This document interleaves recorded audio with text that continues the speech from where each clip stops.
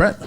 Yes, sir. Welcome, man. Thank you for having me. You can't call me sir. I'm not that old yet. I think we're probably around the same age, actually. You're younger than me, I guarantee you. I'm in my 50s, man. Oh, I just hit the 50. Oh, you just hit the 50? Yeah, I'm 53, man. In November. Yeah, it's 74, different. 74. So you're 71. I'm 71. That's my wife's age. That's my wife's year. So yeah. No, bring the mic close. Don't worry about it. No, it's all good. It's all the young people that listen, because that's the majority of the audience that listens to the show. You guys are all going to get old if you're lucky. Yeah, one day you'll get there. You'll notice what the gray hair is all about and muscle mass decreasing and all that stuff. You'll start discovering things that you never thought you would discover, and you're like, this is weird, right? This is really weird. But those little things that hurt in the morning. Yeah, little aches and pains, but it means that you're still here. It's true. Which is also a good thing. That's why I'm lucky about it. So it's all good. But welcome to the show, man. Yeah, thanks for having me. Appreciate it. We're going to talk roofs. We're going to talk about longevity roofs. We're going to talk about roof life. Mm-hmm. We're going to talk about your story and how you got into it and everything like that. So let me just share the information to begin with. Brett, and I never want to mess it up, right? So Mitsubata. Mitsubata, yeah. Mitsubata, right? Yeah. Rooflife.ca, at Rooflife Canada on social. And then you can also reach out on email, info@rooflife.ca, 1-833-550-LIFE, or it's 1-833-550-5433, or their phone number locally here is 416-962-4900. I'm wearing HTO. That's whose hoodie I'm wearing today. I haven't spoken to him in a while. He's a good, solid plumber in the city. Yeah. So he's actually a Kohler registered service guy. Okay. And super nice guy. And I got to get him back. I got to get him on the show. I've been itching to get him on the show. But all right. So now, Brett, over to you, man. Like, where do you want to begin? I think we should just really start talking about what roof rejuvenation really is, because it is a new product, a new service, and we're a new company in the GTA and in Canada itself. You guys started like literally new, when you say new, last year, right? We're new. The end of last year. Yeah, we started in July. Okay. But it took us 2 months to get it off the ground. Like, we're coming right off the ground. We're building this airplane from nuts and bolts because no one's done it here. So 2 months of putting everything together, getting a crew together, hiring people, getting this van all stickered up, and getting the marketing and advertising, commercials, radio, all that kind of stuff. That takes a lot of time and a lot of organization, and hiring internal staff as well. But maybe the end of July, early August is when we really said, all right, we're launching. And we had a few phone calls trickling in. So at least people were kind of accepting what we were doing. But we had that trifold problem, as any kind of new company with a new product and service has, is nobody knows who you are. Yeah. And that is a big problem. In a huge sea of construction. Yeah. Just a huge sea of construction in an economy where people don't have money to spend. Yeah. Renovations kind of, as we all know. Or they're being conscious of the money that they're spending. Exactly. Yeah. Well, post-COVID, everyone was spending money like crazy, because I was actually, before this, in the window and door industry selling windows and doors, and people were just spending money. Sure. Then the government came out. And then the government came out with the Green Home Energy Plan, and people were like, oh, free money. And so then the government took that away.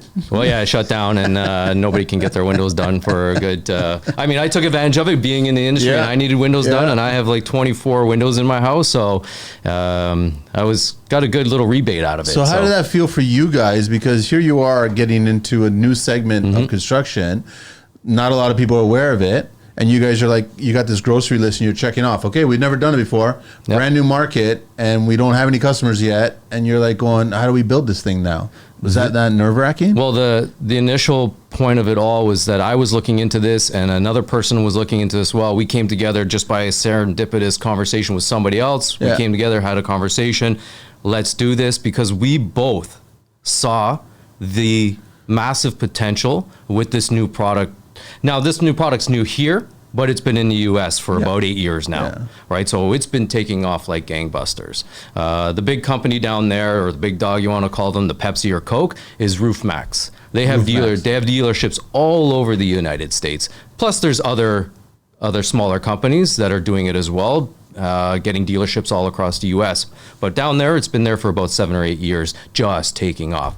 So when I first saw it up here, it was an ad on Twitter. I wasn't even looking at roofing. For some reason, this ad came up on Twitter. I was like, oh my God, what is this?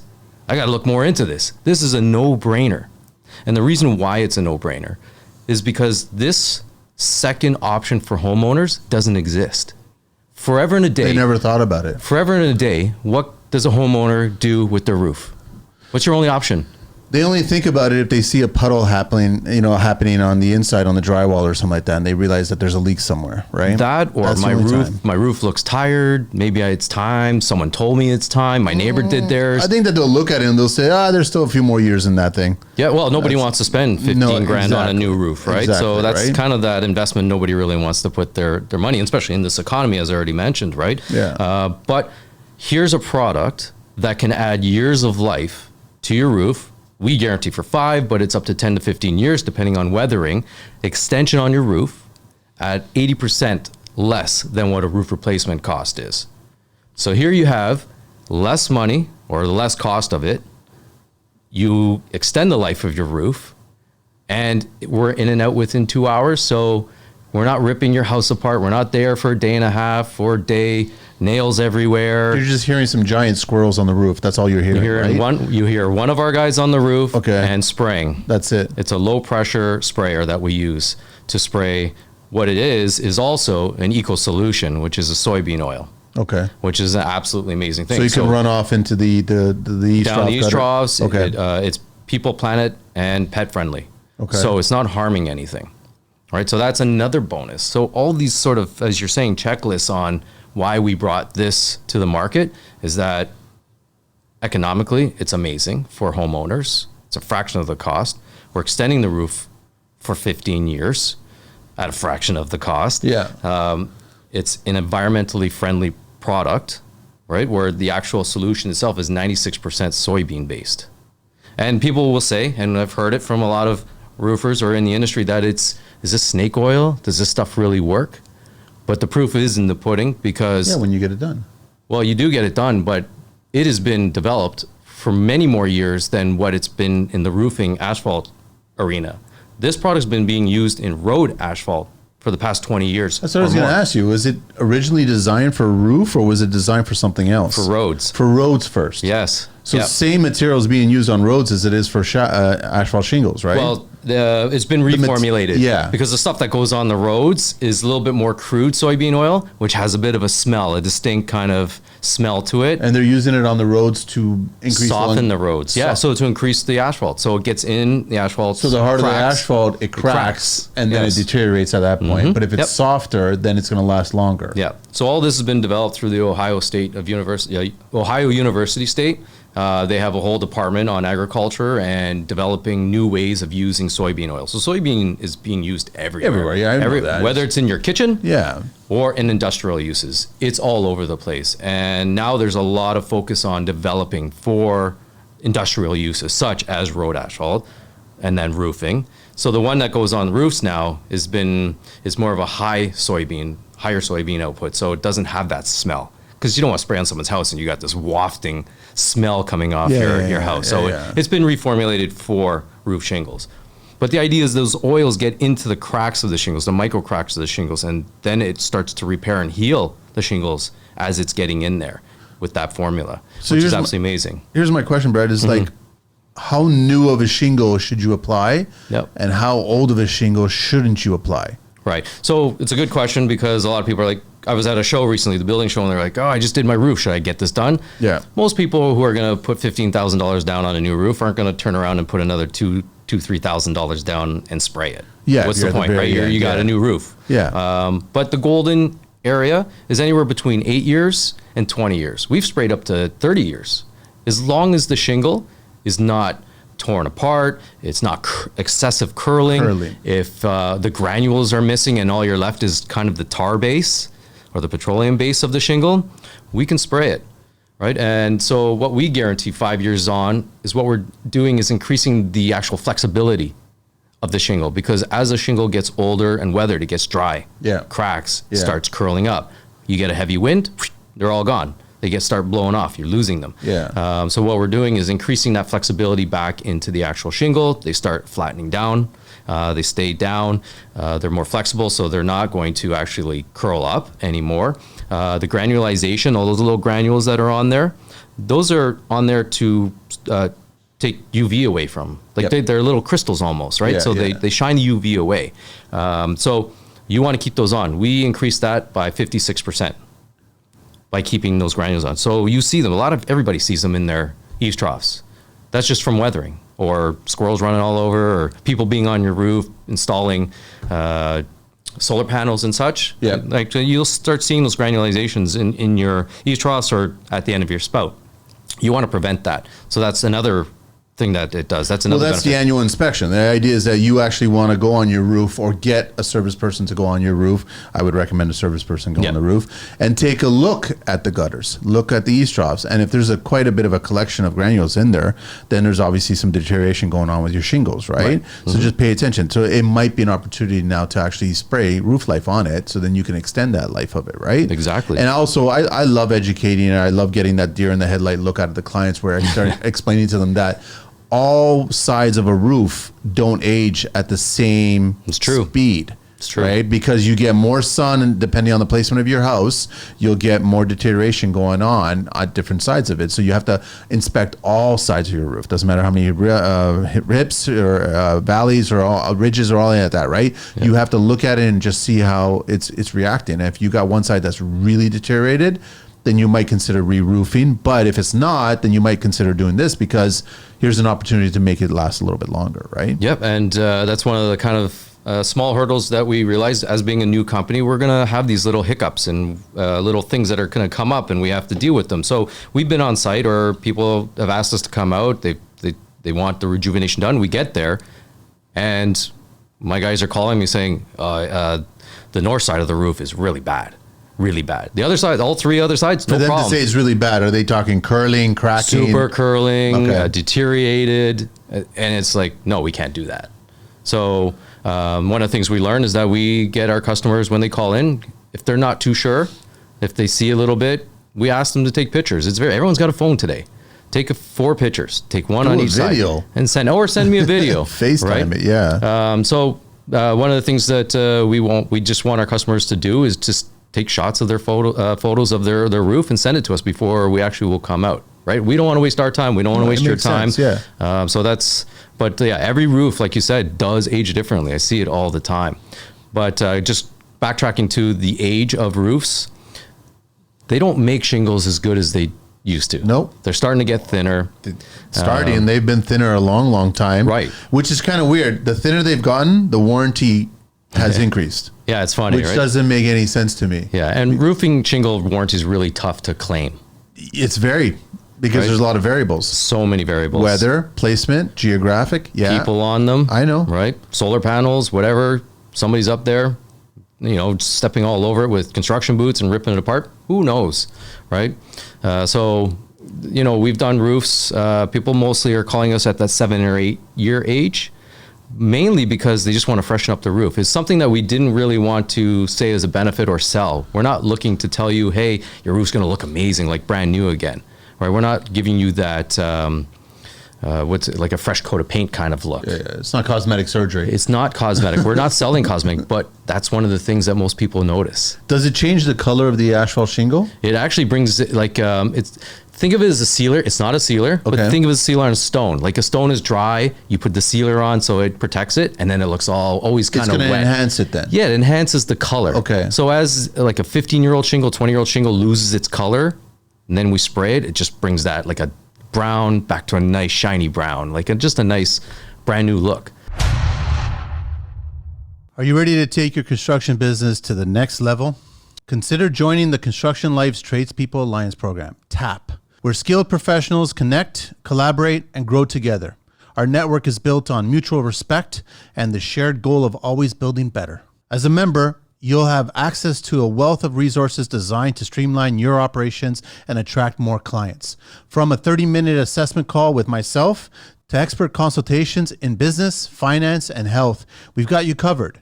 Your business information will be featured at www.theconstructionlife.com, complete with certifications, logos, and geo-targeting to help you reach the right audience. Promote your business with a 30-second advert across TCL's social channels and our popular podcasts. Get exclusive access to TCL networking events and roundtable shows where you can connect with other tradespeople and general contractors, plus enjoy TCL merchandise, member-exclusive content, and a spot in the TAP directory online. We're going to promote you guys to homeowners across Facebook groups.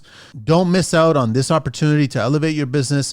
Become a member of the Construction Life's Tradespeople Alliance program today and start reaping the benefits. Visit us at www.theconstructionlife.com for more details, or DM us through any of the social platforms, or text me directly at 416-433-5737 to learn more, and consider being a TAP member today. So we can talk about, I can talk about what roof rejuvenation is all I want until I'm blue in the face, but until you see an actual sample of what it is. So what I brought with me today is a shingle. This is a 15-year-old shingle. Obviously, it's pretty old on this side. And the green stripe is a bit of tape to show you where we've actually just hold it up a little bit higher. Yeah. Yep. So a little better. That's a 15-year shingle. This is anywhere between 13 and 50. You know how hard it is to find shingles that are aged? I had to go to some guy's barn to get this. Because they're buried, right? Or something. Well, I'm not driving up to a contractor that's ripping a roof off. No, exactly. They're not gonna give me anything, right? So, and usually when guys are ripping off shingles, they're torn to bits. So to actually find actual whole pieces is pretty tough. But I have this one here. Yeah, it's about 13 to 15 years old. It's pretty weathered. The shingle, the granulation's down. But this is what it looks like after it's been sprayed. It looks brand newish, man. Like it totally looks brand newish. Yep, exactly. And that's just one application. That's one application, right? So what I did when I was on the CP24 Live Eye, I have a wire metal brush, and I had the host scrape this side onto white paper, and all these granulations came off, and then I had her do this side, and only like 1, 2 popped off. So again, we keep that granulation on by spraying. So even on a 15-year-old shingle, I was able to keep, with the treatment of Roof Life, the granulation from falling off with a wire brush. The solution actually helps bind it all together. Yeah. So you don't lose that granulation. That makes a lot of sense, man. Yeah. That totally makes a lot of sense. So yeah, this is a really good example that we have of an old shingle that we basically, and you can tell the color. Like again, like I said earlier, we don't sell the cosmetic part.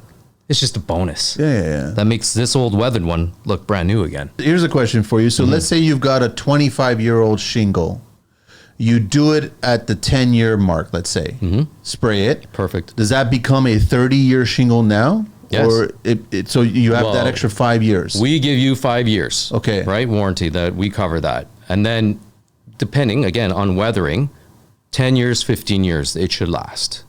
Now, if you're a sharp consumer, you'd probably want to do it every 5 years, just so you have a fresh coat. I was going to go with you have a fresh coat of soy rejuvenation on it, right? So you will definitely have 15 extra years. Because then if you do it at 10, you do it again at 15, you do it again at 20, technically you still would have another 10 to 15, possibly 20 more years on that same shingle. 100%. For doing it those 3 times, right? Yeah, because it's a maintenance product as well. Yeah. Right? So you're maintaining your roof. Most people don't think about maintaining their roof. They only think about replacing. They get it done when they get it done, and they have to re-roof it when they re-roof it, right? Yeah. And I think society's changing when living in a house now, right? So what the average that I looked up was 7 to 9 years that people stay in their house these days. Yeah. Some of us, I've been in my house for 21. It's all dependent, but on average, the medium is 7 to 9 years. Yeah. So most people don't have that roof replacement experience. They move to another house, or they move to a newer house, or whatever. So I think it's a solution for people who don't want to spend that money on a brand new roof. Also, if they're someone who doesn't stay in a house very long as well.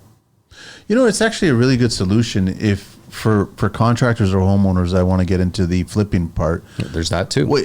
Years ago, it was great, but the thing is now you could, because obviously any new homeowner is going to get an inspection done, and you're going to get the inspector come by, whether they're going to get a ladder and get on the roof and inspect the roof. But if they're getting on the roof and you guys already treated the roof, that inspector should technically consider that roof in good standing order. Yes. So it's not going to look like, they're not going to turn around and make a note of, you need to replace these shingles in the next 5 years. Right. It's going to be probably like, it's going to be more like, you guys will probably have to replace them in 10, 15 years, right? Yeah. Which is beneficial to the homeowner, because then you go back to the medium where it's like, well, we're not going to be here anyway. We're going to sell this house within 5 to 7 years. Right. So that means we're good on the roof now on that side. Yeah, that's correct. Yeah, so it's, I can it's totally a good see solution. that happening. For sure, you can. Even speaking with realtors, I'm building up a realtor kind of network where I go and speak to brokerages to get real estate agents up on the latest technology. Yeah, it gives you that extra foot in the door with your customers, whether they're buying or selling. Yeah, a lot of them, from the ones I've spoken to, they say one of the biggest questions when driving up to a property from a client of theirs is the roof. The condition of the roof. Condition of the roof. Do I have to spend 15, 20 grand to fix this roof before I move in? Yeah.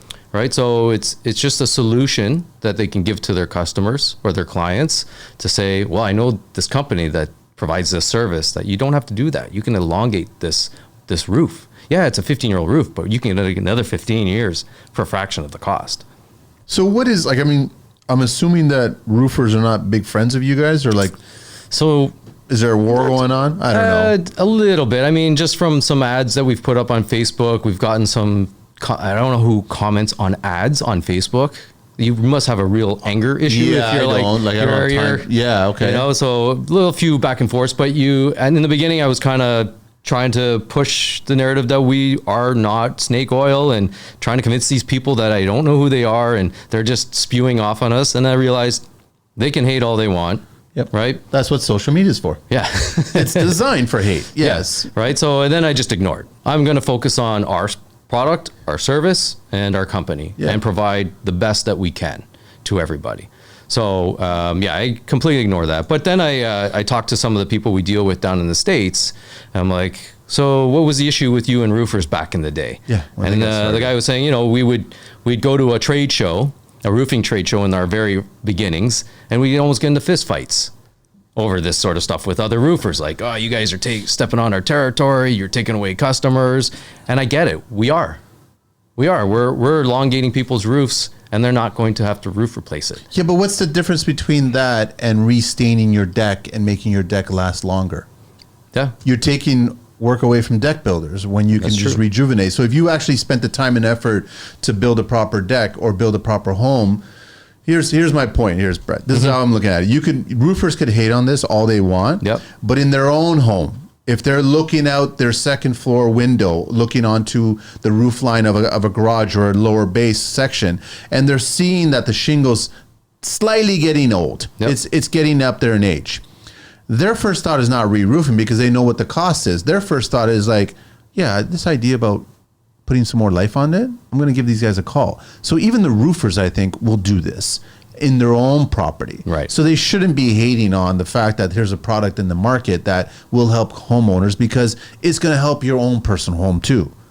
100%. That's how I look at it. And the way we also look at it is you should be thanking us. We're putting so much information out there right now, whether it's TV commercials, radio commercials, social media, flyers, mailers, whatever. We're doing a gamut of marketing and advertising. We have to because we need to get our name out there and the idea out there and get into the consumer's head. Is it working?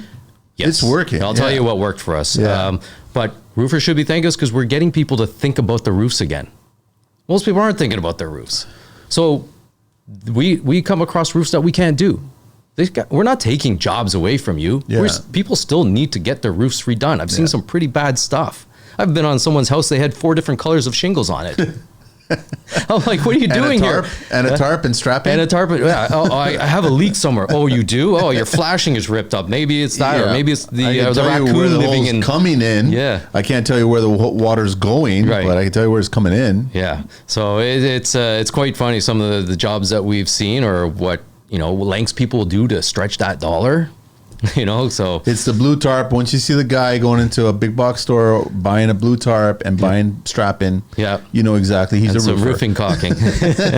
He's a homemade roofer. That's what he is, which never lasts, man. You get one bad storm, that thing's taken off. It's done. Your house might go off like Up, the movie, just taking off. Yeah, exactly. That's exactly what like would a happen. tarp. So is it literally like, how long does it take? So an average roof, let's say a 2,500 square foot house.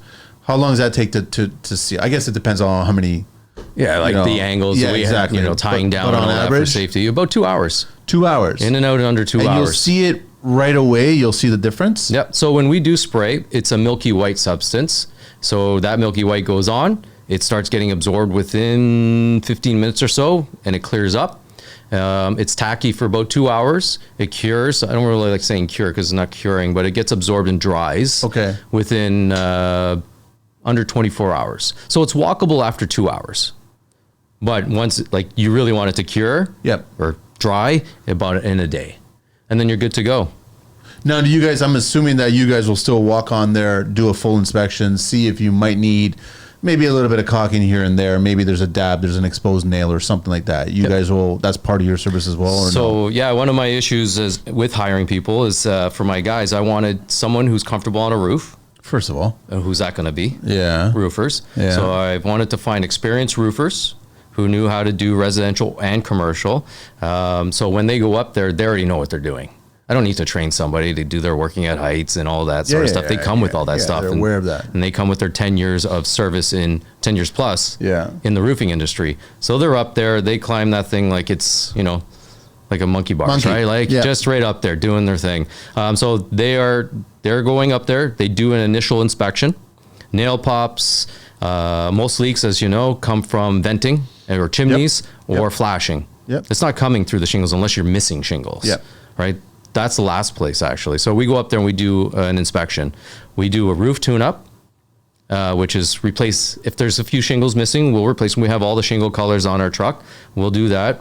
Usually free of charge, unless it's like a huge area and we got to charge for labor. But if it's like one sheet, you guys are not re-roofing. We're not re-roofing. It's one or two sheets, boom, boom, boom. It's 5 nails, and it's on us. Done. We want to make the customer happy. And then all the vent stacks, because you're right, all the caulking around the vent stacks generally over time cracks. Yeah, they dry up from the sun, and then they peel away. Maybe a squirrel or raccoon's picking at them because they do that. They like destroying those sort of things for their nests. That's their full-time job. Right. Cause havoc on your roof. That's their job. But we go up there and we do all that caulking. We do a roof tune-up. Okay. And just a quick plug, we're doing a roof tune-up free of a value of $499. So I say $500. It's usually $500 to do a roof tune-up, where we do all that so that you have peace of mind. Right. If you book for spring right now until February 28th, we're definitely going to give that for free for anyone that books now. Okay. We already are 200 bookings in when spring comes. Because there's a time limit. I know that you mentioned off mic that you can't apply this at a certain temperature. Yeah, 0 degrees. 0 degrees. Because there's some water in our mixture as well. So and also the shingles at 0 degrees just don't absorb. Got it. Right. So we can spray up to 0 degrees. So we sprayed until the last day of November. We got lucky. And then it was pretty cold. mild fall. Yeah, it was a mild fall until then. Well, I'd say mild winter. We were a start of a winter. Right? Yeah. We were lucky. Yeah. So we've been booking. People we couldn't fit in last year, at the end of last year, we've moved them, and we've also been booking. So we're about 200 deep already, which is exciting for us. So then, so how often, so 2 hours you were saying, and what's the average? I don't even know. I can't tell you the last time I got a quote for roofing. I'm assuming to re-roof a 2,500 square foot house, typical average amount of, angles or whatever, I'm going to assume 10 grand. Maybe for roof rejuvenation? No. For the actual reshingling a whole roof. Oh yeah. I'm assuming 10 plus grand. Yeah. Oh, easy for brand new shingles, right? Brand new shingles. But for you guys, what are we looking at here? 80% of that. 80%. Less of that. Yep. So you're taking 20%. So $2 grand. We charge about $1.10 per square foot. So if you're around a 2,000 square foot home, that's easy math. You're looking about $2,200. Wow. And do it every 5 years. Right. And what homeowner doesn't really have $2,000 to spend on a maintenance product? Like we do that. I spend that much money on soil on my garden. Sometimes grass seed, soil, all that kind of stuff. Next thing you know, you're out $2 grand because you put all the plants in and trees, and it's not that much. You don't have to mask off anything. Like you don't have to overspray. You don't have to. No. Well, we do have. Sometimes there's overspray just because of water. Sometimes areas on certain houses just don't have an east trough, right? Whose homes don't have? You'd be surprised that some pitches above fronts of doors don't have eaves troughs on them. They just stop, and the water just runs off. Okay. So we have to be careful with that. But we have 2 guys on our crew always, sometimes 3 depending on the size of the house. But one guy's always on the roof. The guy on the bottom is rope managing and also hose managing. So what we say is the solution to pollution is dilution. So we like diluting the house. We watered the windows down because with the overspray. Oh, you're saturating it all. We saturate everything. We water everything. We just hose everything down. The ground, the plantation, the windows. So in the event that you do get some of the solution on it, it's already being diluted. Right. Because the solution still, if it dries on your window a little bit, it's going to be a little bit sticky, and you don't want that. We don't want to have to come back and wash your windows. So we just hose everything down. So the guy who's on the ground, his main job is to keep spraying. Your construction business simplified. What's the hardest part of running your construction business? Keeping everything organized, right? Meet Job Table, the simplest way to manage your employees, job quotes, and invoices all in one place. Forget the guesswork. JobTable keeps your schedule crystal clear. Send professional quotes and get approvals faster. Automatically track payments so you never chase money again. Stop juggling 10 different tools and start using the one that works. Try JobTable free at jobtable.com, the easiest tool for contractors who are ready to grow. With the homeowners. What if you got skylights and things like that? You're masking those or covering them up, or you're just being cautious for where you're spraying? You're super cautious with spraying, Okay. yeah. They're pretty easy to avoid. Yeah. Things like solar panels, right? We don't want to get the spray on the solar panels. So. Oh, you guys have done homes with solar panels? Oh, yeah. How does that work? Oh, I guess you guys are spraying just on the top and we let gravity take over, right? Okay. So we spray heavy on just above and then it roll. And then it'll just start going underneath, yeah. Because most people have got raccoon guards all around their solar. They have all little cages around. So we can't get our wand underneath there, but we can at least spray heavy and then just let gravity flow down. Why, the raccoons just like go underneath the panel? There's enough room for a raccoon to go. Well, usually there's a racking, so it's a bit of a racking system. So the squirrels. Thin though. Like, I mean, raccoons. That's thin, but then the racking, and then there's a bit of space there. I've seen some January hefty raccoons around the city. You know what I'm saying? Like, how are they fitting? Squirrels, yeah. They could probably nest in there. It's shelter too, right? Yeah. And maybe the wiring, they like chewing on wires. And so, red squirrels are especially bad, right? They like chewing through everything. Yeah, because they're the carpenters of squirrels. I mean, they know exactly what to do to get into anywhere, man. 100%. They're smart as hell, man. Anyone who has a cottage knows that a red squirrel. Yeah. Not a red raccoon. Red squirrel. Yeah, you're about to say red raccoon. Red squirrels are they're hectic. Yeah, they damage a lot. That's their job. I'm telling you, man. Mother Nature and all these critters, that's their full-time job. They don't like us. They don't. We're in their territory, right? So then you built something for them, and they're like, "Hey, how do I get into this thing now?" Yeah, and they'll spend day and night doing it. Don't leave any of your cushions out on your outdoor patio furniture. Because they'll use it for nesting. Yep. I know. They'll take all the fluff. It's great. Yeah, the mice will too. Look at this. This is Egyptian. It's like they love it. They're taking it, man. Yeah. But I mean, it makes a lot of sense. At that point, it's 20%. And I'm not dismissing the re-roof. At some point, you are going to have to re-roof. 100%. But you might as well do it when you've taken the full life of that shingle to begin with, right? Yeah. So how are the manufacturers? They're totally supportive of this, or like they're understanding? I haven't heard any word from them at all, actually. Okay. I was just curious. There's nothing in the news. I search news articles all the time just to see what's the latest in this industry, and just nothing from them. Because like I said, they've gotten thinner and the warranty's gone higher, and I don't get how those two work. Yeah. I just came across an article out of Florida, actually. The energy commissioner down there said he wants to propose that 30-year-old shingles are going to be banned down in Florida. This is going to take forever to ever happen, by the way. Like, it's just someone talking off the top. For what purpose? They don't last. They don't last. So for insurance companies or replacement, and because Florida now is just getting hit with hurricane after hurricane, the weather's changing down, it's getting hotter. 30 or 40 year shingle. No, the hurricane's ripping it right off. But he's saying that they're not lasting anymore, and he wants to see the industry just go to either clay or metal roofing. It's Florida. I would go clay. Yeah. Metal roofing, I'm on the metal roof, looks fine. Yeah. It's super expensive. Yep. And also there's a bunch of other stuff that you have to consider regarding the amount of heat it generates. It generates a lot more heat than an asphalt shingle. Definitely a lot more heat than a clay shingle. Oh, for sure. Or a clay tile, right? Yeah, the clay tile is awesome because it is a... They've been using clay tile for how long? Oh, like long civilizations have been using and it works, right? Yep. It's still around.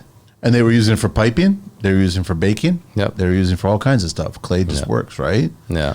But that makes sense. But I guess here's a question for you. Flat roofs. Yeah. You can apply this too? If it is a rolled asphalt. Rolled asphalt, yeah. Bitumen product, right? Yep. You can use it on that. Yep. So if you're a commercial property and owner, we have. That's what I mean. It would last a lot longer. Yeah. You just get on the flat roof and you just apply it then at that point. Very true, yeah.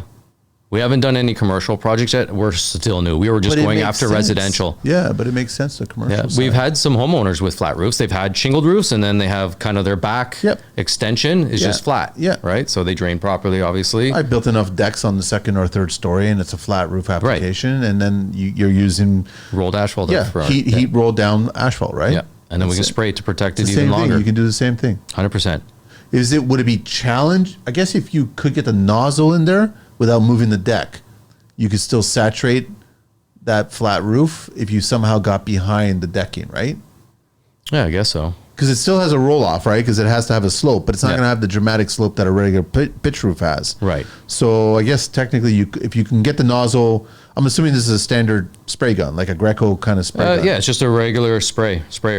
Okay. The pressure, though, is very low because you can't use a high pressure. No, you'll start ripping around. Yeah, you start ripping everything around. And now you're doing designs. It's graffiti at that point. You're drawing Roof Life on top of the Roof Life all over, advertising on everybody's roof. It looks great, but what's with the sign is still up there? I go, that's not the sign. It's a new lawn sign. It's on your roof, though.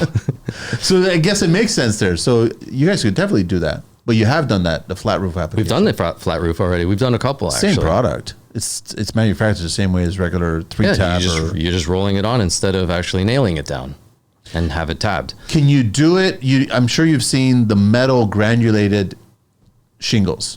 Have you seen those ones? No, metal granulated There's shingles? a company. Yeah, so it's metal shingles, metal roofing. It's like in the same shape as a 3-tab, but they've got granules on the top. Okay. So would it make sense that you could apply Roof Life to it? It's granule. The granules, yeah, but is it bitumen on those, or is it just on there to keep the reflecting of the UV off? It's on there for people who don't like necessarily the flat look roof, of a metal roof. They like the look of an asphalt roof, right? So the idea is that it lasts longer. Right. But I was told those ones are supposed to be lifetime anything, and I'm like, are they really lifetime? Right. I mean, over time, those little pieces are going to come off, right? It's the first I've heard of this product, so I don't have an answer for you. I don't know who the manufacturer. I've seen it. Trust me, I've seen it, and it looks like asphalt. Right. But it's actually installed as like metal. It's all clips and stuff like that. Well, I mean, the purpose of our product is to get into the asphalt cracks of a shingle itself. So you got to get to the base. We get right down to the base. The asphalt base. And you're also getting through the face granules, but you're getting into the asphalt base. Exactly. Yeah. It's going beyond the granules. The granules are just surface, and it's getting into all the little. You don't see the cracks because they're micro cracks in your actual shingle. So it's getting in there and binding them all back together. Now, what if you get a roof that looks like it's a series of cannolis or something like that? It's just rolled up everywhere. It needs to be replaced. That needs to be replaced. Yeah, you cannot make it. You can't. It's on Lifeline. It's dead, right? It's dead. It's already dead. Okay, I got it. But you know what the thing is? You still won't get a leak. You still won't get a leak with that kind of roof. Well, because you have the second layer of protection. Well, the only way you get a leak is if you get a rainstorm that goes underneath. Yes. Yeah. And you get a wind with rainstorm, and then it starts so it's lifting and the rain comes That's the only way you're going to get a leak. But that's kind of like your perfect storm condition, right? Yeah. When you're going to get a leak. But at that point, if you've got a whole side of your house and it's all curled, it's done. You need to replace, right? Yeah, our solution's not going to help you with that. It's not going to, if it's extensive curling, it's not going to bring it back and bring it to, we're not miracle workers. No. Our product, right? No. Our product is, again, a maintenance product as well. And you're being honest with them too. You're trust me, I would love 100%. To protect your product, but the thing is, this product's already failed. It's done. Yeah. Yeah. We definitely, we're always upfront with our customers. That's why we want you to send pictures in. We want to be able to say, we hate to say no, but we're going to say no. Just because we're not going to put our product on and then have you write us a Google review saying this was complete garbage. It's the same guy who did the ad comments, eh? Yeah. On the Google review, on the Google bad review. Ones, right? I don't know. I don't know any of these people. I don't know anybody who does this stuff, right? Yeah. They have too much time on their hands to go on social media to leave a comment. On an ad. It's like an ad. Just scroll. If you're interested, if you don't like it, hit it. Just move away. Just keep going. You don't like what's on TV? Turn the channel. So you started late last year, brand new to the market, just getting your feet wet, and now what's 2025 looking like? It's looking pretty promising with the spring coming up. I hope so. It's going to be a busy spring, summer, fall. We fingers crossed. We believe so. That's the goal. And some of the things that we're doing to start pushing that is we're in all the home shows. So Did you just do the recent one? The building show? Yeah. The building show we did. That was more if we wanted to get in touch with property managers. Okay. Because that's kind of another division we want to work on is our commercial side. You got a lot of condominiums out there that have a row of townhouses. There are 100 townhouses, right? It costs, a condo board, $1.5 million to replace all that. And then who's got to pay for that? The residents. Yep. Well, they don't want to do that. Where we can come in at 80%, right? It's a win-win for everybody. And that's where we're excited to get those sort of contracts coming in. Yep. And that's what we're taking the winter, as we're kind of slower now. Obviously, we're not spraying, but we're focusing on going for those sort of contracts. You're prepping the year. Well, we're prepping for residential, because residential is easy. We're in and out. We do 4 or 5 homes a day, 2 hours, 2 hours, 2 hours, 2 hours. We're in and out 5, 6 days a week. But right now I'm really looking at getting project managers involved as well. Property managers people who own houses as an investment. That's the last thing you want to do is spend money on your investment. Yeah. So spend a little money on this maintenance product that'll last you forever. You'll never have to replace your roof. So that's the commercial side we want to go after. We're saving people money. It makes sense to me, man. Seriously, it does. Especially if you've got a roof that's, I'd even say 15 years old. If you've got a roof that was properly installed and you've kind of maintained it, gone up there maybe every other year or so just to look at it, and if there was a cracked shingle or something happened over time and you replaced it already, it's prime. It's ready for it. Yeah. Spray it, and all of a sudden now you know that you can add another 5 years to that remaining life of that shingle, right? Or more. Probably more. Like we can do the spray up to 3 times. So that's guaranteed 15 years if you did it every 5 years. What happens after 3 times? Like it doesn't saturate it anymore? Well, your roof shingle is going to be already. So you come to me with a 15-year-old shingle, and I spray another 15 years. After 30 years, you're maxing out. You've maxed out the shingle itself, exactly right? So that's where that kind of the end of the line is for shingles. But yeah, you could save yourself so much more money just by putting on Roof Life, putting on the soybean application. Are you guys offering I know that you talked a little bit about doing some patchwork and stuff like that, but are you getting clients going, since you're up there, can you put on, I don't know, a chimney guard? Can you put on rain screen? Can you put on, are you guys offering those little services as well? We haven't had any requests for those. Okay, I'm just assuming because homeowners love doing that, since you're already up there. Since you're already up there, can you do this? Yeah. Well, we do get that. Since you're already up there, can you look at this? Can you look at that? Can you do that? I noticed this. I noticed that. But again, that comes with our pre-inspection. We do a pre-inspection checklist for our guys, right? They come down off the roof, and I have my customers sign off on it. Because sometimes there is some stuff, sometimes there isn't. So they just sign off on it. If it's a couple nail pops, we do it, no problem. We fix it. We do a little caulking on top. We do that for free. We do that pro bono for you guys. Yeah. We want to make our customers happy, right? We're not going to charge you. We're not going to gouge you for another $200 because we had to nail down a couple nails. No, we're all about service. So our customers are really happy at the end of the day. But to your question about rain guards and fencing around chimneys or anything, that's all roof accessories. That's a different animal, right? That's something we probably have to just talk to the customer about. Like, we're not at the end of the day, we're not roofers. Yes. If you want something done, you probably should call maintenance. That's what you're roofing maintenance. Yeah. Right. So we're protecting your shingles, and we'll do a little bit of roof tune-up if needed, because my guys are roofers and they're experienced in that. But beyond that, that's not our core services. So probably, if someone came to us with the product and said, hey, can you throw this on? Sure, it'll be an extra $100, whatever it may be, right? So at the end of the day, it's up to my crew guys. I trust them to make that right decision, whether they feel comfortable putting it on for the customer. If they don't, then they call me and then we figure something out. Yeah. Right. I was going to ask you, what's the service area that you're handling? So mainly GTA and surrounding areas right now. Okay. Because we're new. We're 17 cities, right? Yeah. We're going, in the beginning, we were driving 2 hours north. Then the next appointment, because we're only getting appointments here, there, and wherever. So we were just taking wherever we can. And the idea is, though, even if we have one property out in past Barrie or something, at least we're putting our flag staff there. Yep. And so now we're here. They see the van, they see the sign, they see the workers. They're like, what's this all about? To me, running part of this company is getting as many eyeballs on us as possible. Whether it's social media, driving, our van is huge. It's a moving, traveling billboard. Yeah, that's what it should be. Roof Life all over it. It's got our one of our guys spraying when we did all like the commercial and advertising stuff. So people know what we're doing. We're spraying on the roof. So it's just a traveling billboard. So I'm assuming the neighbors probably come by and just, what's going on here? What's going on here? Right? Yeah, we fire up the pump, so it's got a bit of a lawnmower noise to it. So it draws attention. Oh, there's a guy on a roof spraying. What is that? And then the neighbor comes out. And then before we even spray, if we have time, our guy will go door knocking, 5 down this way, 5 this way, 5 across the house. If they're home, hey, you're doing a demo. Yeah. Why wouldn't you go knock on some doors and have the neighbors come out? Sense to do that. While we're here, we can do yours 10% off or something like that, right? It's all about marketing and sales at the end of the day, right? And so how do you get as many eyeballs? It's just, you got to knock those doors like old school.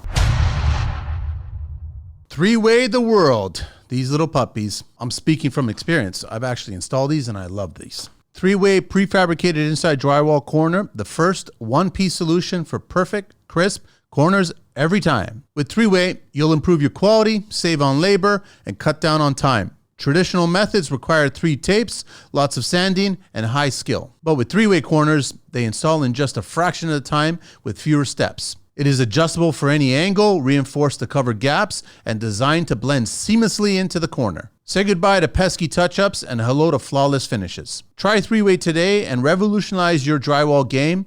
Perfect corners every time. To purchase or check out some how-to videos to see the installs in action, visit threeway.ca or connect with them at 306-514-3768 or drop them an email at threewaytheworld@gmail.com. Connect with me, TCL, and stop by the studio and get a free pack on us for anyone to try. And trust me, I'm telling you, you'll love it. This message is proudly supported by the Construction Life. So, I mean, let's talk about the one time that I actually start making sense to me about recycling and climate.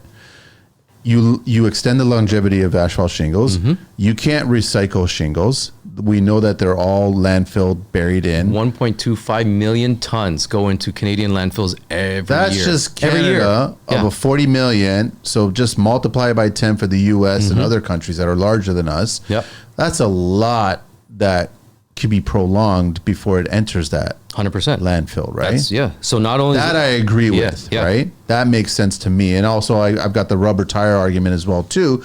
We should be chopping that up. And I know plenty of companies that do that and they use it in their products. Shoes and things like that. Like a lot of the exercise mats and all this other stuff. And I'm like, when I spoke to them and they were on the show, they were like, we're only hitting less than 10% of what's being actually thrown into the landfill. Oh yeah, it's an uphill There's battle. so much more that's being, and I'm like, so why are we, and this is construction in general, there's a lot of waste going on. And right now the government's all about cardboard and separating certain materials. And I'm like, yeah, that's not the real problem here, okay? No. The real problem are these harsher materials like asphalt, like rubber, like those. We should be repurposing, like we do actually in concrete. We do get a lot of the old concrete and grind it up and then get recycled gravel out of it, 3/4. But yeah, so that's where it is, where you're not ripping that roof off and you're not putting those asphalt shingles into that one. We've all seen the trailers from the roofers. They're all stacked and then once they leave your neighborhood, they leave your mind. Right. Nothing you to don't think about it. You have no idea where they went, but they're being buried somewhere.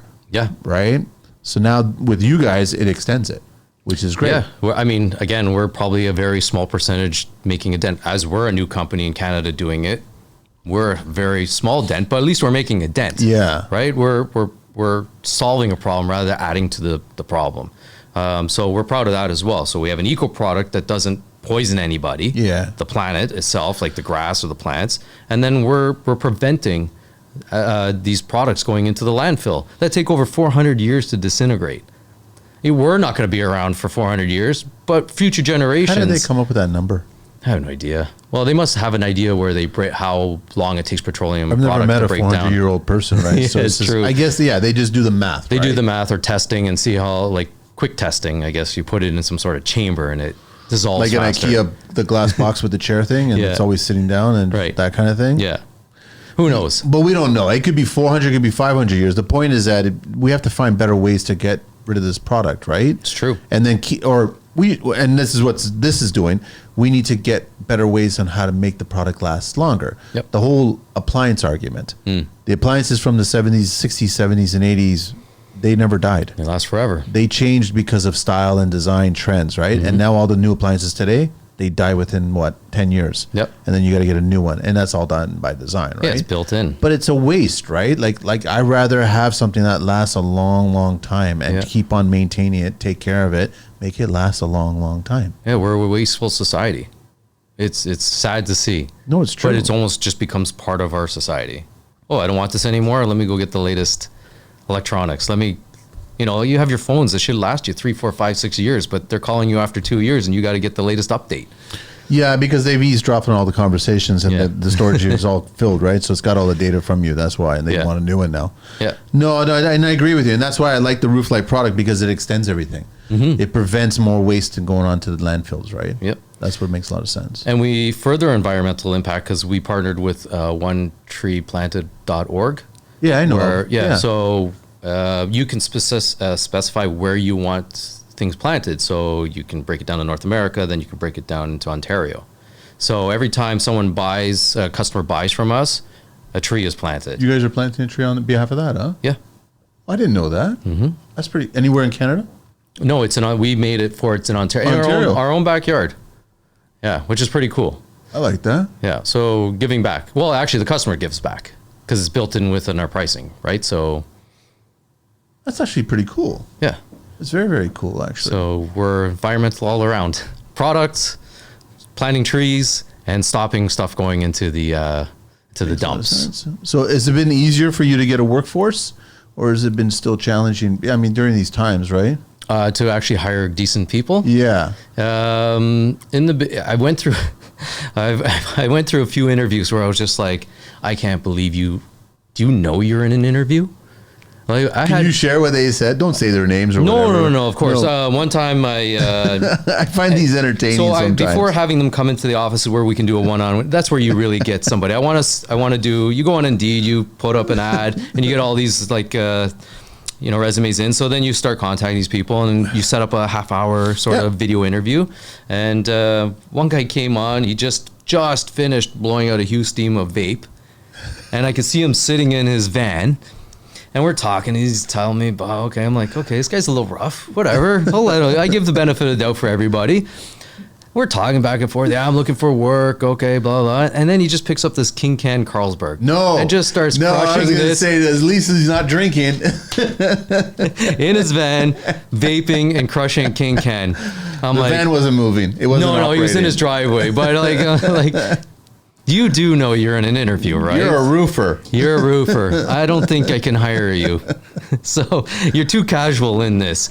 Did he realize that he was doing all this and these were all flags that should not be presented in an interview? I have no idea. But that's just the tip of the iceberg. That's pretty funny, actually. There's just a few out there that I was just shaking my head at. I know one guy he was a young guy, thought he was a model.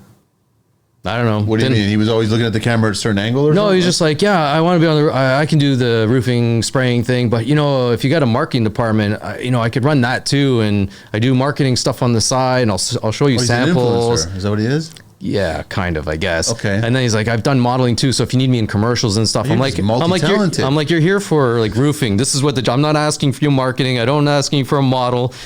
He's like, I'll send you all my stuff afterwards. I'm like, okay, this one's not going to go anywhere. I get an email within like 10 minutes. No, don't tell me he sent pics. Yeah. He sent pics. Sent pictures of himself, half naked. No. On the couch. But they're not professional. It's just like he set up his phone and just set a timer account. And just took a picture of himself. What? I'm like, who sends pictures of themselves for a job? Young kid? You're not even, this is not a modeling job. Why are you sending me modeling pictures? In his 20s? Yeah, something around there, yeah. And he wasn't a model. I'm not saying like, it was no Brad Pitt, that's for sure. But this is the kind of stuff that you're saying. Is it hard to find people? Some creative points there, right? Like, and then he sent me his marketing stuff that he did some business cards. A 5-year-old could have done a better job. Like it was just like he was just trying, huh? Just no self-awareness. Did he send you anything that had to do with the roofing part of the job? No, nothing. Like he should have sent you a picture of his harness.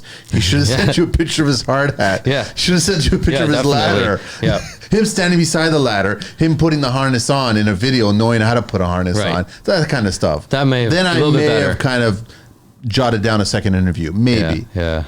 That's pretty funny. Around the office, I was going to actually take his picture and put it on a Christmas card and distribute them, but I didn't want to be too cruel. So there'd be copyright infringement at that point, right? He'd be getting upset at you. I can't. So that's what's out there right now, huh? That's again, the tip of the iceberg, some of the people I've interviewed. Because roofing, I say the top and the bottom, they're always the hardest to hire. Yep. Nobody wants to get into the pit and do the hard concrete work, and nobody wants to get on the roof and do the hard roofing projects, right? Yep. Everyone wants to be a sandwich in the middle, right? Yep. And I think I have a unique situation here where my guys are very customer focused facing as well. They come up, they park the truck, they unload, they greet the customer while he comes out. So I need a guy who presents himself well, can speak well, answer questions. A lot of roofers are journeymen. They've been on the roof, right? They don't have a lot of customer interaction. Yeah. A lot of them don't drive. They're part of crews, right? They don't have so they'll licenses. carpool. Yeah, exactly. They carpool. So I need a guy who can drive, has a clean driving record, doesn't have a criminal record, doesn't, who can speak to customers. Drink and vape on interviews, like stuff like that. Right. Yeah. Lives a clean lifestyle kind and of is thing. actually happy and pleasant to be there to do the job that's about to unfold. Right. So what I call them are unicorns. So my job is to find those unicorns. Luckily, I have 2 amazing unicorns. They're my 2 crew lead guys right now. And when spring comes, we know we're growing. We already have a second van coming. They're going to split off. I'm going to hire junior guys so that they can train them. Train them, yeah. And then we grow from them, and they become crew leaders. So we have something in place so that we grow. I can see that internally, right? Where guys just get trained as they go, and then they can become better. I don't want people coming into the company with bad habits. Right. So, and they still have to be respectful of what you're trying to build too, right? Mm-hmm. You can't just I never liked anybody that was on a temporary mindset where they came in and goes, I might do this for another 6 months or something. Right. No, if you want to be here, you never know who you might meet or where this might take you. Right. So you might as well, if there's a good fit here, makes sense. Give it a try and then go from there, right? And never know. It might go 2-3 years or whatever. You might become a leader, start training, have your own van, grow from there. And then take care of your own area of the city. Yeah. And that's yours now, right? Which benefits you is at that point. Yeah, definitely. But the interviewees don't look at it that way, huh? No, and I think also my initial problem, because we're such a brand new company, I was trying to sell it to these guys. I'm like, hey, we got this new company. We have a new product. You should come over. You need to work here. You don't have to do The eyes didn't light up on most of them? No, actually, the one guy that I did hire, he was like, I didn't believe you. He thought it was snake oil again. Or not the product itself, a company. Because a lot of these guys, they get screwed over by so many contractors, right? So they don't get paid. They wait a month to get paid. They're chasing their bosses for money, or their bosses treat them like crap. But we operate completely different. Or but some of these guys are just looking for piecework too. They work a month here, they work a month over here, and they're always chasing. I wanted to communicate to these guys that when you come on board with us, we got you. You're not chasing after your check. We got full payroll. We have other companies as well that we're under another umbrella. So we're not going anywhere, but we're a new company. So I need to sell it to you that you should come aboard. Leave your old job to this brand new company that's starting from scratch. Yeah. It's a bit of a tough sell for some of these guys. So yeah, but if you when we first talked, the math added up to me, man. It just made sense to me, right? Yep. I didn't think it was I didn't think there was anything negative about it, and I definitely didn't think that it was like you're playing a trick here. No. Because I've seen and I've heard of some other products that are similar to this, and I'm like, this makes sense to me. That's why I was like, where's the potential? People should be listening and going, there's potential here to grow with this guy, right?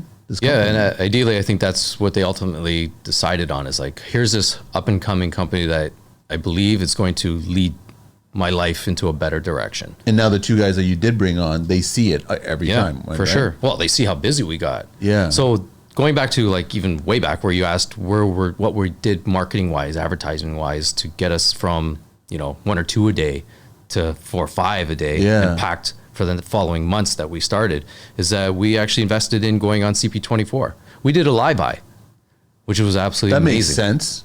Yeah. So it checked off all those boxes where we're doing this live eye, and what people see on TV gives you legitimacy. Whether it's right or wrong, people see something on TV, they believe it. Yeah, unfortunately. Yeah. But it gave us that opportunity. We did a live eye on a house. We had a host come out, and we did 4 segments that were 4 minutes each. So we got thousands of eyeballs on us in the morning. Not only just the traffic around the area, because it was a corner lot, so people taking their kids to school. We have this big CP24 truck that's got the tower up, and then we have our truck and all this media frenzy. Almost like people thought there was probably a murder in this house. Why is there all this media here, right? No, the squad cars weren't there, were they? The squad cars weren't there. That's why. If the police are there, then that's a problem, nobody's right? there. Okay, yeah. Yeah, so we got guys on the roof. They had drones, so we're doing live eyes.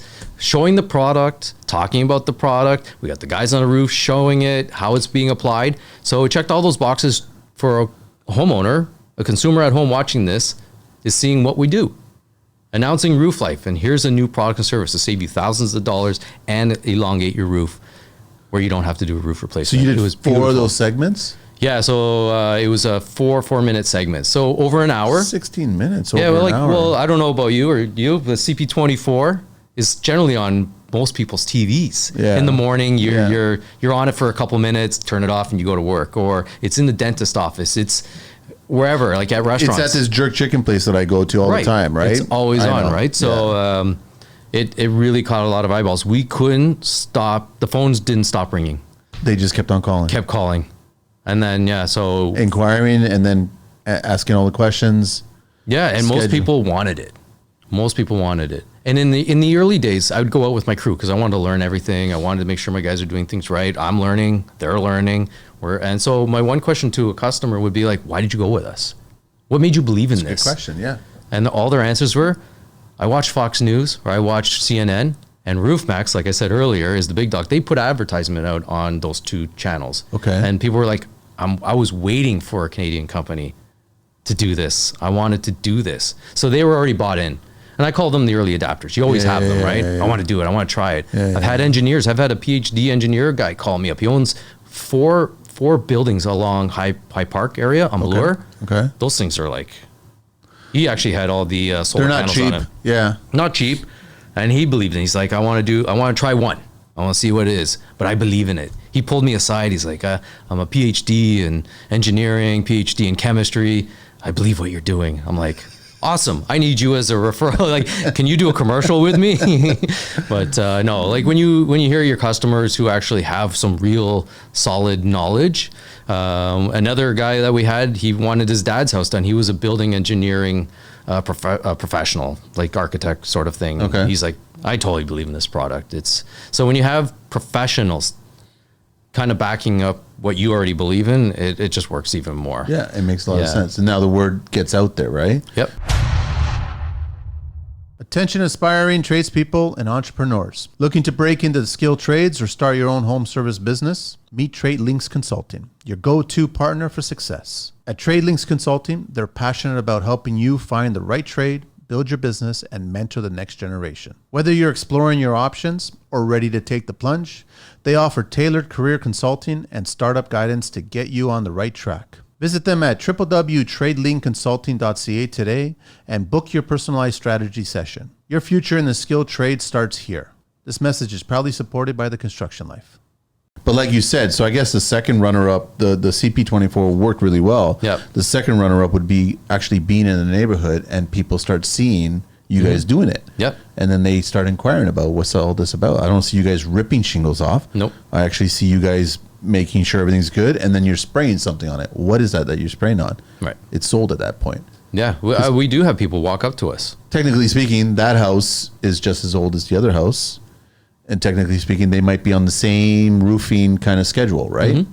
And most neighborhoods are, right? Because Yeah. communities are built generally together. Yeah. Unless you go down to like old Toronto area and they're All the all different over communities the there, place, right? right? Yeah, but subdivision work, yeah. Subdivision work is all 15, 20 years, and they're all in the same pocket. Yeah. And even I live in Vaughan, in Woodbridge, and at the 15-year mark, I noticed a lot of these kind of smaller roofing crews, the Chinese, Mexican crews, Indian crews, they just drive around knocking on your door. Yeah. Oh, your roof's 15 years old. You want a free, cheap roof replacement? Yeah. They know where to go, right? So it's kind of that same strategy. We know the pockets that are going to be 15, 20 years old where our product would be very beneficial for those homeowners. So what are you thinking, Brett, now about the next 5 years for Roof Life? Because now it's going to explode. Yeah.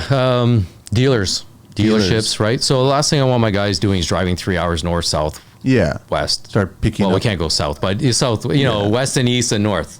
I don't need you driving 3 hours because it's 3 hours back. That's 6 hours in a day. We're wasting our time. Yeah. At certain points, we're going to start having dealers in those pockets. It makes sense. Oshawa, Ottawa, and set up guys over there. Everything's still going to run through us, like a franchise or through a dealership. We'll do all the advertising. We'll take most of the appointments and we'll give them to you, or you do your own advertising and hire your own crews out there. But we make sure everything funnels through us, right? So we have that control. But that is the future. And get out of Ontario. Start I was just going to say the other provinces. Yeah, get to the other major provinces, whether it's BC, Edmonton, Calgary. Maritimes would be great because it's all Cape Cod style homes, and then it's always asphalt shingles on top, right? Yep. So there's the growth potential there. But because we're only less than 6 months in, we're still kind of really focusing on our GTA 2025, you're going to be swamped, right? It's going to get busy. Yeah, I believe so. I hope so. And thanks to you. being on shows like this really helps get the word out. Right. So really appreciate you having us on. We connected through Erica, right? Wasn't we it? connected through Erica. Right. Yeah. Erica knows a bunch of people too, right? Yeah.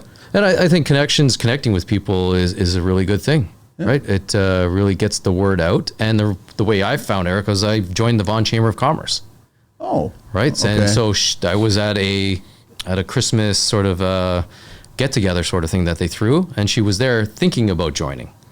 And we just got to talking, and then about learning about what Roof Life. She's like, "Oh, I know this guy who runs a podcast, and it's all about construction, and he wants to help that industry. And I've been on it a few times. It's amazing. He's amazing. It's great." And I was like, "All right, hook me up." And then now, a couple weeks later, here we are. Boom, that's it. Right, done, but that's connections, right? So that's yeah. I had the nicest message yesterday, just as I was winding down. I try to wind down by around 9:30, 10. I don't want to get I just need to disappear sometimes, right? Yeah. And I had this nice message come in about a gentleman who wanted to come on the show. He's heard about the show, loves the show, he's a huge fan.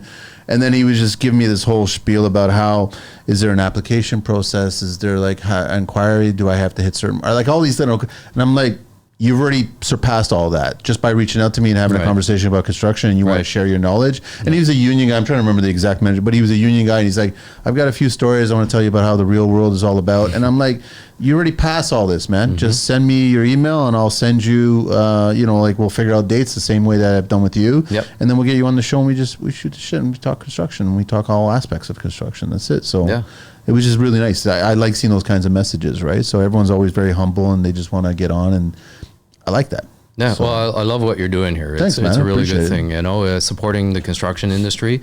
And I don't come from the construction industry. For 20 years in my adult careerhood, I was in the health and wellness industry. Right, so similar, but similar customers. Well, we need a lot of health and well. I know. We need a lot of you guys there. When COVID hit, I had to shut my business down because I couldn't have people come, so I had to pivot.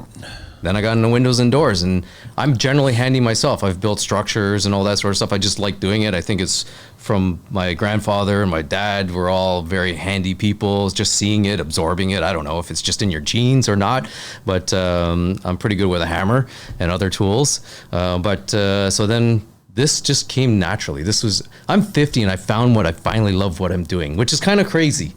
It's not crazy, actually. Where I want to wake up and go to work and really push as hard as you can at 50.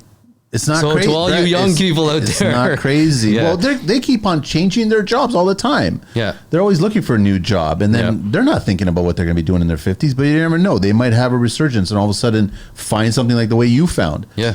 At that age, right? So they still got 20, 30 years before they get to that point. Yeah. I hope you don't have to wait another 20, 30 years to find what you love or want to do, that you're making an impact, right? I feel like I'm making an impact on homeowners, saving them money, saving their roofs, and doing something for the environment.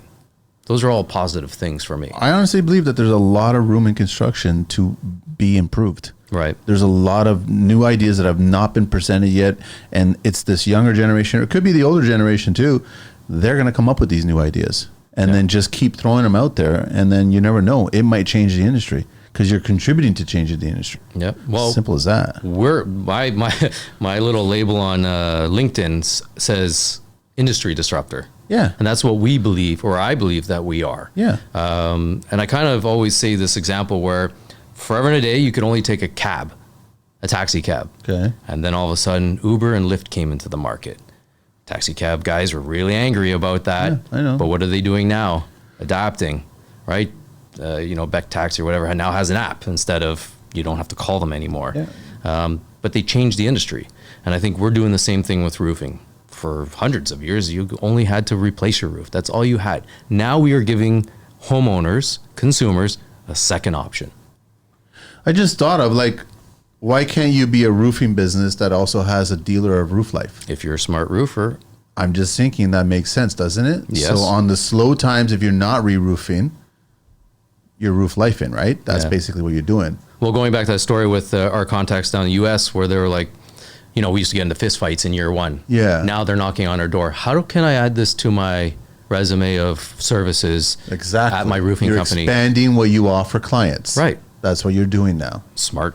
Plus, you look a lot more trustworthy, too, because The amount of times I've had clients come up to me and they've been approached by certain construction people, certain details for the wrong products just because those are the products that they sell. Right. Now, if you're a roofer and you offer this as part of your repertoire, you're going to look that much more, legit in front of the client. Sure. And if you have a client that says, I don't really have, here's your quote, $15,000 to replace. I really don't have. Well, we have a second option, right? That may be more your budget. Here's the best part, Brett.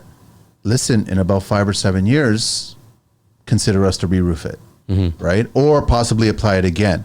But then at that point, maybe the age of the roof is done. Right. And who do you think the client's going to call to re-roof it? Exactly. It's going to be them. Yep. Right? It's delayed gratification at that point, but you at least know that you're going to get that job down the line. Now imagine if you 100-fold that. Yeah. You keep on going out there doing your sales pitch, and all of a sudden you're taking care of customers, and now you've got a bunch of customers that are going to call you first to re-roof after already they've done the re-roof, the roof life first. Yeah. Exactly. That's just trust, man. It makes a lot of sense to me. Yeah. So you're not upsetting. There's no fist fighting going on. You're just adding more service to your brand. Yeah. Well, I think people are scared of change. That's construction. Right? Yeah. So when you're scared, your first instinct is either run or fight. Yeah. And usually in the construction area, most people are, I want to fight you, sort of, have that anger behind it. So, but if you just calmly explain, I'm actually helping you out, and you might be my competition down the road. Or you might want a partner. You might want to partner with us. Work together. Because right now our focus is to be the name, the brand. We want to be if anyone 5 years down the road thinks we're going to have competition. Of course. If they're going to think about roof rejuvenation, Roof Life is going to be that name they know, because we're first on scene and we do a lot of marketing advertising with the idea that we're going to get in people's heads that we're the trusted company. Are we going to be 80% of the market and we're going to have competition that eats up the other 10%? That's fine. I'd dominate that way. It's fine. Right? But then that's what you want. You want to actually invite more competition. Competition's healthy. Yeah. Right. We all get along. Is there anything else you want to share? I think we've covered quite a bit. Yeah, we did cover a lot. I don't know if there's anything else before I get to the 12 questions. Sure. Let's go. Other than, again, our spring kind of promo. Yeah. If you call before February. Up until when? How far? February 28th. So the end of so you got a big chunk of time now. Big chunk of time to book your spring roof rejuvenation. Again, we can't spray until above 0 degrees. Yeah. So we don't know exact dates. We're just putting you in line, right? So, but again, we do 4 or 5 houses a day. We're hiring another crew, so we can do at least 10 houses a day. And if you got some damage up there, you guys will take care of it for that. 100%. So that's the whole idea, is that we're offering this free $499 roof tune-up free if you book before February 28th. That's $500 I'm putting back in your pocket. Makes a lot of sense. It's worth the deal to take. Thanks, Brett. Rooflife.ca, at Rooflife Canada on social media, 1-833-550-LIFE or 5433 or 416-962-4900, and email them at info@rooflife.ca. Exactly. A person you would trade places for one day. Oh, geez. Wait, did I send you the new ones? Oh, no. I didn't send you the new ones. That's why I'm like, it's not on this list. I had new ones made. I'm sorry, man. Okay, so this is all going to be new. No, not all new ones. No. Okay. I would say half of them are new. Sorry about that. I just did new ones. I was like thinking, because I started changing them up. But sorry. I don't remember the old ones now anymore. But yeah, we can go off the cuff now. A person you would trade places with for a day. That's a good one. So many people, I guess. Who's the first that pops into mind? Probably some sort of someone who lives like kind of that crazy Hollywood lifestyle. Because I think it's so surreal, the life those people live, like an A-lister, Brad Pitt or whoever. Yeah. Just to see what a day is like in their life, how the world perceives them. Just what a whirlwind it is. Everybody's after you. Everyone wants a photo. Everywhere you go, things are comped. Like, it's just like, you're not even human. No. And I just kind of couldn't even wrap my head around it. And it would just be more of a social experiment for me to see how. You wouldn't want to pass a day. I wouldn't want to live a life like that.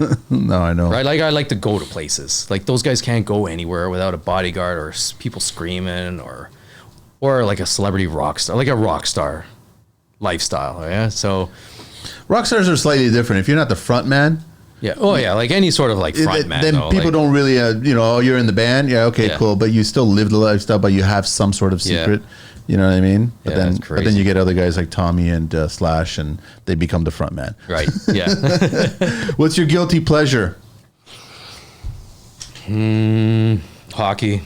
Hockey? Yeah, I'm a hockey guy through and through. Who's- Been playing since I was 4 years old. I play now 3 times a week. Actually, I've been off for 5 weeks. Broke 3 ribs the other day. 50. Yeah, my bones are turning into mush. I get hit, and it's like, oh, there goes 3 ribs. So I've been off the ice I play tomorrow, just to pick up, just to do some You conditioning. broke the ribs? I got hit and just Fracture? No. one was completely broken in half. The one above and below were fractured, so it was hard sleeping. It's been a rough few weeks. Some of the worst pain ever in your life that you'll And ever you can't experience. do anything about it. You That's can't the breathe, worst you problem. can't laugh, you can't move, you Yeah. can't do shit. Yeah, you can't It's do hard, anything. man. Yeah, but that's my guilty pleasure. I love going to the rink. I love being on the ice. I love the competition. I love the dressing room, the banter between the boys, Nice. the afterwards, the beer afterwards, or going up to the restaurant. It's just, that's my getaway, you know? Stop being chained to your construction company. That's what Rejuvenate delivers to contractors like you who are trying to figure out AI and automations. I hear it all the time with guys I talk to, and it sounds like they spend way more time on things that waste money. Here's how Rejuvenate does it. They study your business, they build custom AI software and automation tech to fit your process. They train you and your staff so you can save 50% of your time on the stuff that slows you and your projects down. You got into the trades to build things, not to be buried under endless admin work and broken systems. I know every day feels like you're solving the same problems instead of moving forward. That's why Rejuvenate was created. They grew up in the construction industry and have been a part of it for more than 15 years. They know the grind and they work to fix it. Within weeks, you and your team and your business are saving half of your time on the stuff that keeps you from getting home and enjoying life. No more nights buried in the paperwork, just more time building and living. Stop being stuck in chaos. Let Rejuvenate help you build something better. Book a demo. It's an easy chat and it's free. Book time now. www.rejuvenate.com or on IG at rejuvenate.inc or call them at 416-474-5755. This message is proudly supported by the Construction Life. What's your least favorite tool? The grinder. And the Yeah, reason I'm for not that, a fan of it. Other than the sparks, I like the sparks. just super dangerous. Whether Yeah. you got like the wheels can break off, whatever, the cutting discs and those sort of things. But my story is I have back stairs going into I have a separate entrance through my house. Okay. And the caps on those stairs are concrete, but the caps are metal and they're rusting. So my neighbor friend who worked for Hilti, he had all these super tools. So I'm like, hey, let me borrow your grinder. Whatever, we're grinding. And at first I was like, okay, it was like stuff flying all over the place. So I just totally geared up. Like, obviously I had eye protection, but I had stuff was just hit me everywhere. I was getting pummeled. So I was going along and I must have just been tired by the end. And I let go one hand for some reason and it skipped and it went up one leg and around the other and tore my jeans all out. And like, I thought I lost, the middle part. Whoa. But, and it was a metal diamond cutter, like a grinder. So it was just pure metal. It's hot. It actually cut through and it was so hot it seared my skin. It wasn't cut, it just seared. So I have a huge scar on the inside of my leg. And It's like a concrete circumcision. So I got PTSD. Jesus, man. Grinder circumcision. But I have PTSD from grinder, so I don't like them very much. That'll do it. Yeah. For sure that'll do it. Biggest risk you ever took? Probably this opportunity. Not being here. No. But Roof Just Life. starting Roof Life at 50. Starting a brand new company at 50. Yeah. I can see that. Best compliment you ever got? Oh. It's mostly when I was younger. I used to have long hair. We all did. Yeah, like I was like the Pearl Jam days, right? Like, yeah, but I'm from like when the grunge really started, when right? long I grew my was hair there. long. Yeah, I know. I had this, Every guy had long hair. I had like nice curl, kind of wavy curly. I'd have women. I'd go to. I'd be on the subway down to Ryerson, where I went to university, and I'd have women actually hitting me like, "You got nicer hair than me." That always stuck out with me for some reason to this day. Like it just, those are one of the best compliments. I don't know about my hair. What's your favorite beverage? Well, I love a nice draft beer. Particular one? like a Heineken or Sapporo, but it's got to be cold. I like Sapporo a lot. really Yeah, it's cold. got to be ice cold, man. Ice cold. Yeah. And a nice dark rum, though, Yeah. on the rocks. Appleton or what? There's a few of them out there. Yeah. But Bacardi's- Appleton, dark Appleton is really nice. What never fails to make you laugh? What never fails to make me laugh? Comedians. Any comedian? Ricky Gervais is my guy. Bill Burr. Yeah. Love those guys. Yeah. They're not even, afraid these days. No. And what's his name? Or Louis C.K. Even though he was kind of blacklisted for a while, that guy is so funny. He's funny. And he owned up to his shit, Yeah, I guess exactly. you can say. He gives a shit. He Yeah. made fun of it, right? Yeah, and Bill Maher, too. I love what he's been doing. Yeah. You know? I kind of fit myself as a Bill Maher guy. Right? Just the way he views things. I'm the same way. Listen, man, I think we need more laughing. That's just simple as that. Who cares if we are offended? It's a joke. Well, we can't take life so serious all the time, right? It's gone too far. It's gone way too far. Worst piece of advice you ever got?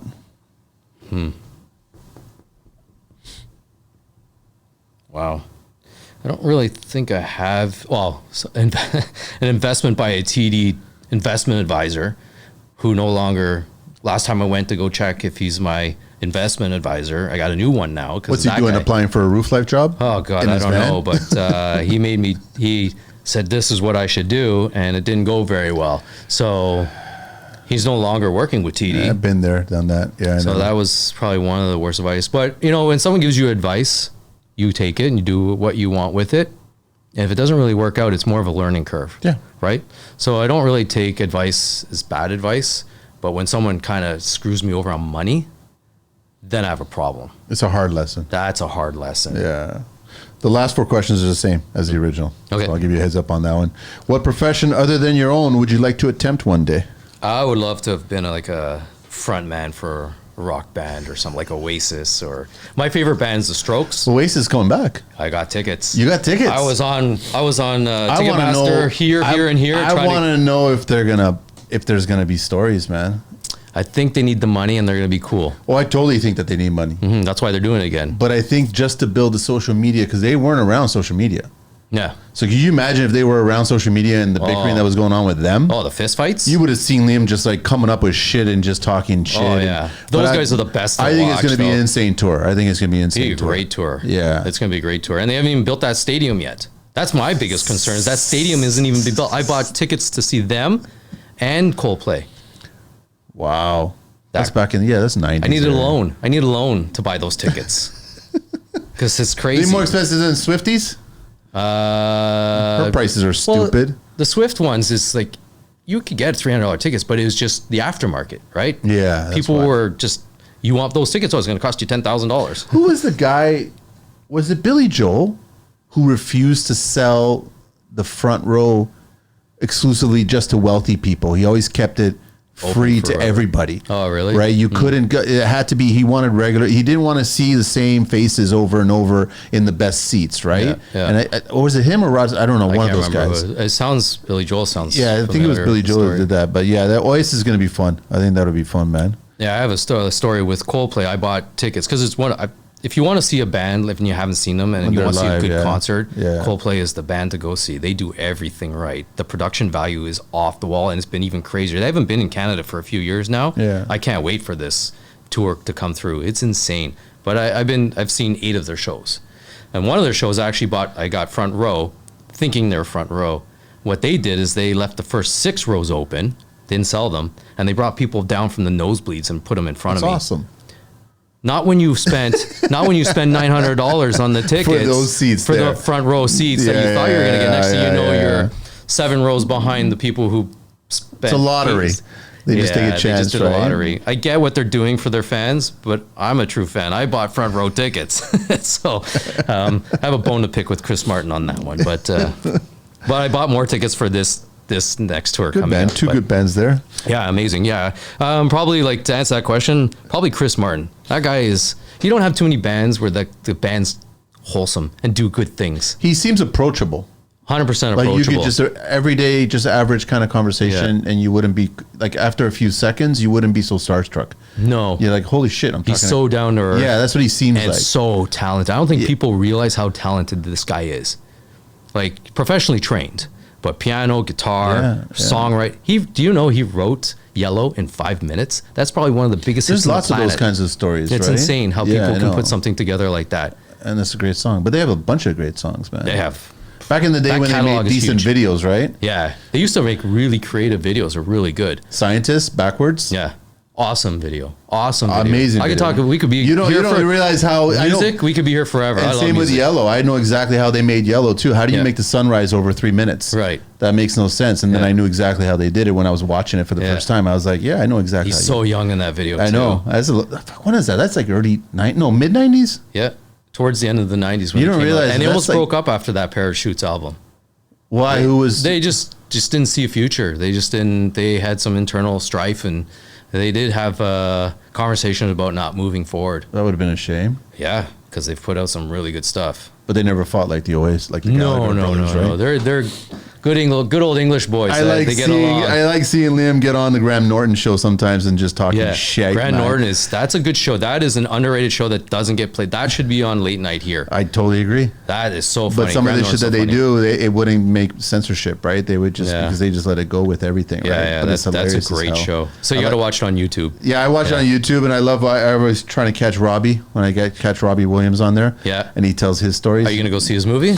I want to see his movie. I heard it's amazing I heard it's amazing, but America's like trashing it. because no one wants to see an ape. They Or a don't. chimpanzee They don't. be First a of all, they character. don't know who Robbie Williams is. Yes, that's true. Robbie there. Williams is a UK global superstar. Yeah, yeah. He's not an American superstar. Right, yeah. And he's fucking funny as hell. He's super I want to funny. see how many buses he throws people under. Yeah. That's what I've heard about this movie. He's like, Yeah. fuck them all. I don't Yeah, care. yeah. It's like, Well, it is about his life. that's What exactly. played So by a this is what chimpanzee. happened. Yeah. Exactly, Yeah. right? And I like the idea that they looked at this biopic differently. Yeah. And then they said, I'm going to make you a monkey. And I Yeah. was like, you know what? I'll watch anything with a monkey and a dinosaur in it. So it Yeah. doesn't matter. So he's got both of them. And then I respect Robbie. Yeah. And I like some of his music. Yeah. It's pop stuff. Yeah, yeah. But I like him more as an individual. Yeah, yeah, I think he's hilarious. he's as pretty hell. cool. He's Yeah. pretty fucking funny. What's your favorite curse word? The F word and C word, and they're used in different ways. Because I thought about this question. course. The F word is used when you hurt yourself. Yeah. The C word is when something goes wrong for me. Like if Yeah. you make a cut and you're like, you. It's true. It's But true. I love that C word. Yeah. It's just not used here. Like I watch a lot of British shows. Start working with the Irish or the English. You'll Yeah. hear it all the time. Yeah, well, that's what like you go over the UK. It's just another F word. Yeah. Right, It's grammar. It's grammar, right? Bollocks and all that kind of stuff, right? Like I love watching British shows like Ali G and all back in the day. Those are the best comedy. He's a talent again. He's another Yeah. talent Yeah. that doing He's all those funny. characters are great, Yeah. right? So most people don't know him they only know him for Borat. They don't know him for Ali G. Look up the Ali G stuff. Some of the stuff, man. Fantastic. The interviews, the serious Bringing interviews. in the immigrants, man. The one he had with Hold on. Donald, the idea he came to Donald Trump with was the best. You ever seen that one? I don't think I've seen that Someone one. about ice cream. And No. Donald Trump didn't have 2 seconds for him. He's like, he saw right through him. He's like, this interview's over. Took off the mic and he walked out. I'm not dealing with this buffoon. So He that one was, is he funny. was pushing things, man. Yeah, totally. What's your yeah, sorry. yeah, okay, yeah. No, Okay. your Explain favorite curse word. the C word. Yeah. Yeah. what's your favorite vehicle? Any mode of transportation? Anything that goes fast. I like a 6-speed car. Anything that's got a I was stick. going to say anything that goes fast, but hyper, this whole new, the hyper cars or the old school muscle cars kind of thing, right? Yeah, like more of the old school muscle cars or anything that's really fast. I got like this car chatter wise. going on between me and Daniel, this other guy, on because we're both big on Porsche, and I'm for different reasons, right? Yeah. And Porsche is one of the few cars today that still sells 6 Right. speed box, right? Yeah. So no paddle shit. No, I fucking hate. I don't paddle. want the paddle. I can't stuff. stand. That's not paddles. fun. This is the fun. It's- Shift and clutch. Shift That's- and clutch. Yeah, but that's as far as I know, and I think GTI Volkswagen. Yeah. One of the models you can do a gearbox now. Because I got my son a GTI. Well, he bought half of it, but he got a 2012. That's his first car. He just turned 18. Is it stick or is it on? It's not a stick because he doesn't know how to drive stick. So I'm not going to get you a stick And you learn on that. and learn on that as your first car and a 2012 car, No, right? Like it's no, a used no, car. no. It's probably already been You'll be beaten up a bit. yeah, right. So exactly. I just wanted a car that he could drive no problem. Plus, these kids today, they have their attention span as like small as a Tic Tac, right? They're on their phone. They just their minds aren't. We had to just learn how to change gears and hold our food or drink. Or change your CDs. Or go through your CD cover and change your CDs while drinking. On the visor. And driving with your knees. Pop it in. I know. Your six changer in the back. But I missed the gear, man. I totally missed it. Yeah. I had an RX-8, not recently, before my kids were born, but that was my last one. 2-door. 2-seater. 2-seater, but also had the suicide door on the RX-8. Oh, you got the last model. Yeah. Before they change everything. Yeah. They're releasing a new model. You've seen it? No. But it's a hybrid. It's an EV and I wasn't, as soon as it said hybrid, I was like, yeah, I'm going. I'm out of here, right? But well, that's where car companies are going. They noticed that I saw a report on it where they're not investing in full electric vehicles anymore. They're moving backwards towards a hybrid because it's almost, again, it went too far. It makes sense. And now we got to bring it back where people do want to have some sort of the electric part. I want to take my car for a long road trip if I wanted to. Right. So you have the gasoline for that. I know. I always giggle every time I pull into an Esso or whatever to gas up my truck. And then I see people plugging in and then just sitting in their car for half an hour. I wouldn't be able to do that. That would drive me nuts. Go get a coffee or something like that? No. No. I want to just fill up and get out of here. Yeah, in and out. Last question. If heaven exists, what would you like to hear God say when you arrive at those pearly gates? Do you believe in me now? Nobody said that. I like that one. That's good. Yeah, so, yeah, that one's a kind of funny one.